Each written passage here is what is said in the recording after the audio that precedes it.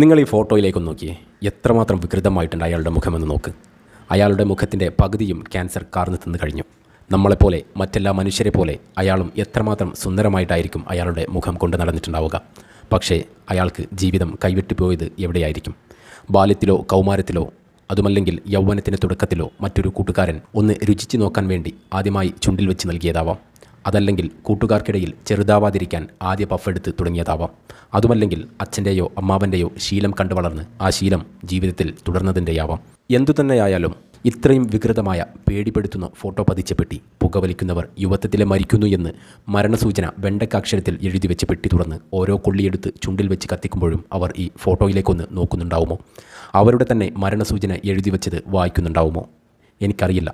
പക്ഷേ ഒന്നറിയാം, മരണസൂചനയുടെയും നരകയാതനയുടെയും വ്യക്തമായ സൂചന നൽകിയിട്ടും ഇത്രയേറെ വിറ്റുപോകുന്ന മറ്റൊരു ഉൽപ്പന്നം വേറെ ഇല്ലെന്നുറപ്പാണ്.